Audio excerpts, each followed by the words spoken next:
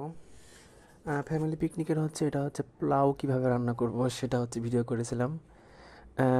5 KG চালের পোলাও ছিল, so পাতিলে হচ্ছিল না, সেজন্য হচ্ছে বড় একটা ড্যাগ বা ডেস্কি যেটাকে বলি আমরা, সেটাতে হচ্ছে রান্না করার জন্য প্রিপারেশন নিচ্ছিলাম।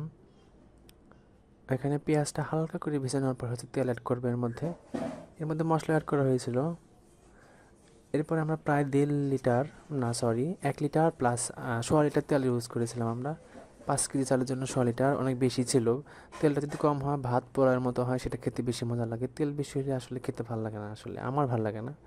আর স্মেলটার জন্য তো আমার আরও বেশি পোড়া ভালো লাগে না, কিন্তু বাচ্চারা এটা অনেক ভালো খায়। এরপর বিভিন্ন মশলা অ্যাড করা হয়েছিল এখানে। তেজপাতা, কালো কালো মশলা বা সাদা যেটা এলাচ থাকে বা সব কিছু অ্যাড করা হয়েছিল এখানে। এরপরে হচ্ছে এটাকে সুন্দর মতো ভাজা শেষে এর মধ্যে পানি অ্যাড করেছিলাম। 5 কেজি চালের জন্য আমরা এই হাফ কেজি মগের 12 মগ হচ্ছে আমরা পানি ইউজ করেছিলাম।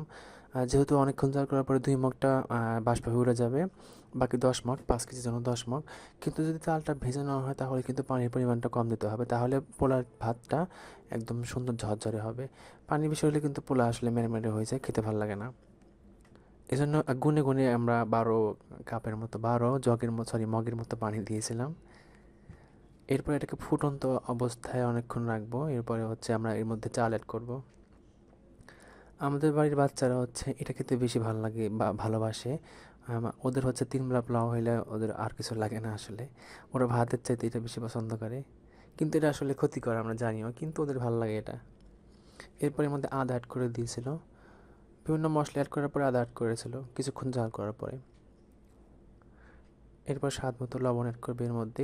লবণের পরিমাণটা কিন্তু কম রাখতে হবে, কারণ যদি বেশি হয়ে যায় তাহলে তো সমস্যা, কিন্তু কম হলে নেক্সট টাইম বা পরবর্তীতে হচ্ছে এর মধ্যে লবণ দেওয়া যাবে।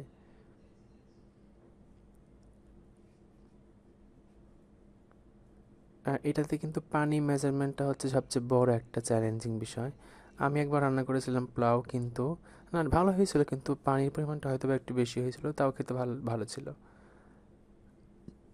শেষ।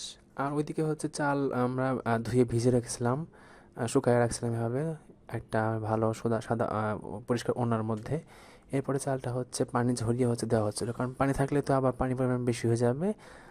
সো অ্যাডজাস্ট করার জন্য আমরা পানি ওইভাবে একটা ওড়না দিয়ে হচ্ছে পিছিয়ে রাখছিলাম, যাতে পানিটা একদম শেষ শুষে মানে শেষ হয়ে যায়।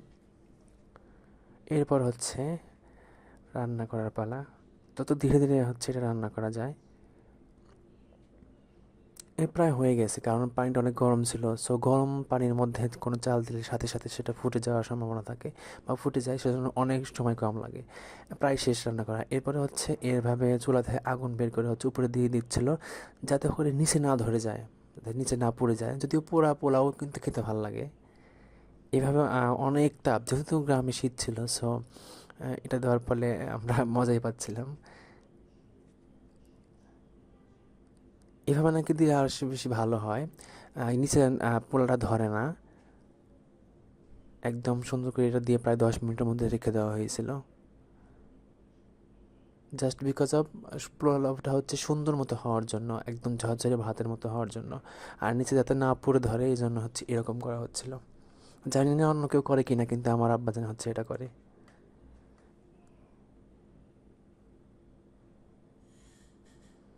প্রায় হয়ে গেছে। 10 মিনিট পর হচ্ছে খুলে দেখতেছিলাম, একদম ঝরঝরে ভাত হয়ে গেছে। নিচে একটুও মানে এক চিমটু হচ্ছে নিচে আমাদের লাগে নাই বা পড়ে যায় নাই, একদম সুন্দর। আর স্মেলটা বেশি স্মেল ছিল। আমি বেশি স্মেল হলে হচ্ছে পোলাও খাইতে পারি না। আর ভাত পোলাওটা হচ্ছে আমার বেশি ভালো লাগে। বা বিয়ে বাড়িতে গেলেও আমি হচ্ছে আগে ভাত খাই, দেন অল্প একটু পোলাও খাই, দই দিয়ে হচ্ছে পোলাও খাই। একদম ঝরঝরে ছিল এটা।